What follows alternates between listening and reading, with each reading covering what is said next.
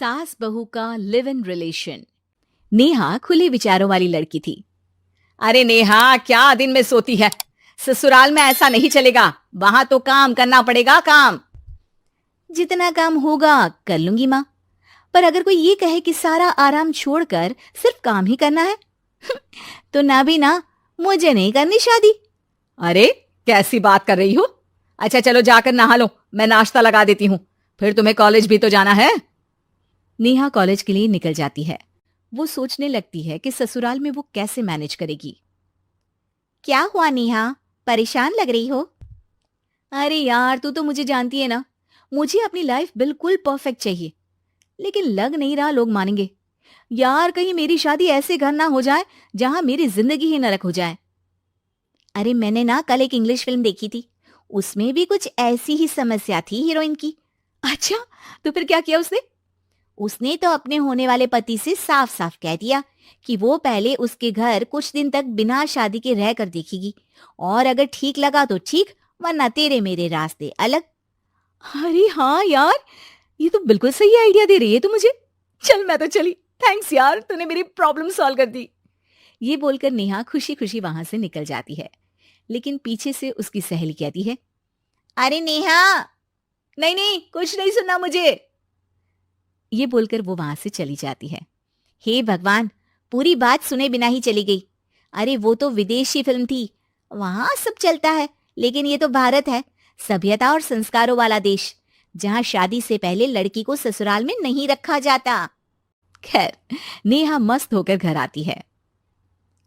नेहा, कल तुझे लड़के वाले देखने आने वाले हैं, और हाँ, इस बार कोई बहाना नहीं चलेगा। हाँ हाँ, आने दो आने दो, मैं तैयार हूं शादी के लिए।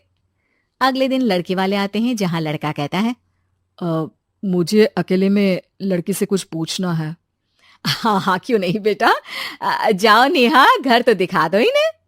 नेहा भी खुश हो जाती है कि उसे मौका मिल गया है लड़के से अपनी शर्त रखने का। देखो, मुझे ना शादी से बहुत डर लगता है।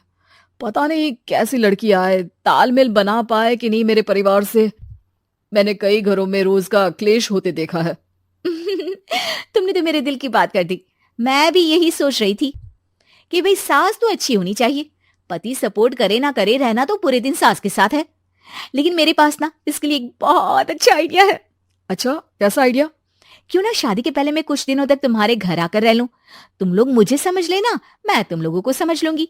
ठीक लगा तो शादी, वरना टाटा बाय बाय। क्यों? लड़के को नेहा की बात में दम लगता है। वो घर के सभी लोगों के सामने नेहा की बात रखता है। अरे पागल हो गई है क्या? ये कैसी शर्त है?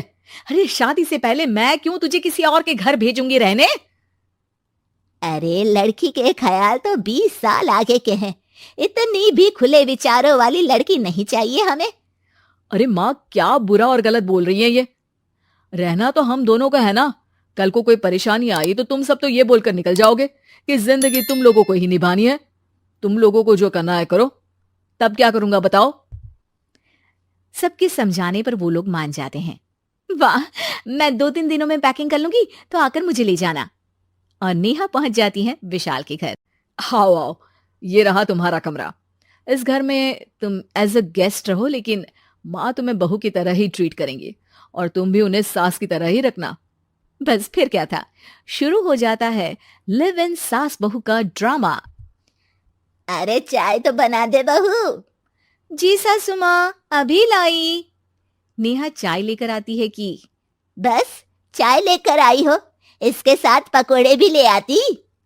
लेकिन आपने तो बताया ही नहीं कि आपको चाय के साथ पकोड़े भी चाहिए।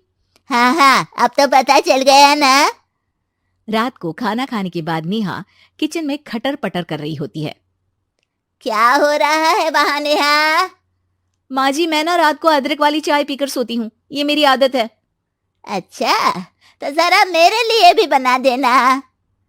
दोनों सास बहू रात को चाय पीती हैं। अगले दिन, नेहा, मैं मंदिर जा रही हूँ, मेरी साड़ी निकाल कर बेड पर रख दे।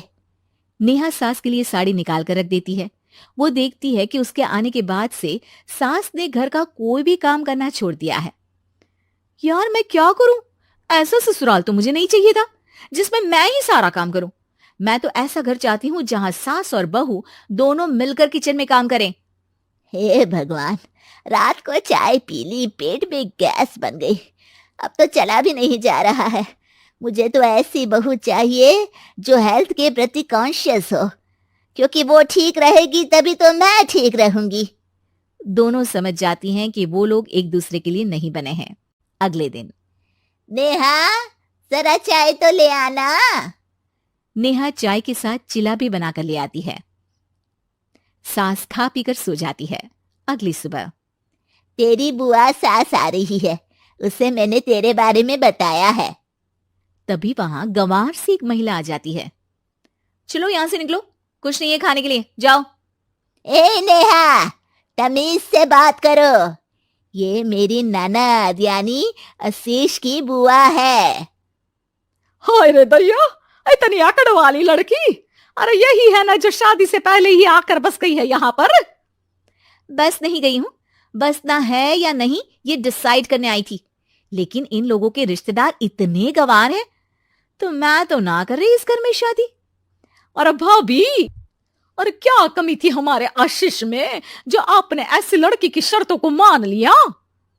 अरे वो तो आशीष के कहने पर मैं झुक गई, वरना ऐसी लड़की को तो मैं घर में घुसने भी ना दूं।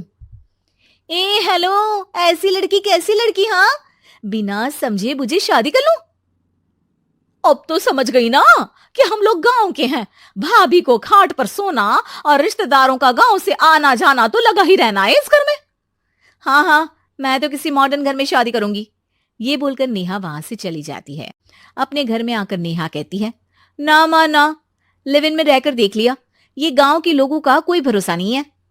खैर, नेहा की शादी एक मॉडर्न घर में हो जाती है, जहां सास कहती है, हे नेहा, मैं टेनिस खेलने जा रही हूं, आओ तो जूस बनाकर रखना, और हाँ, वॉलनट्स और ओट्स भी बना लेना। जी माँ। माँ मॉम बोलो डार्लिंग, माँ इज ओल्ड फैशन। बेचारी नेहा सर पर हाथ रख लेती है।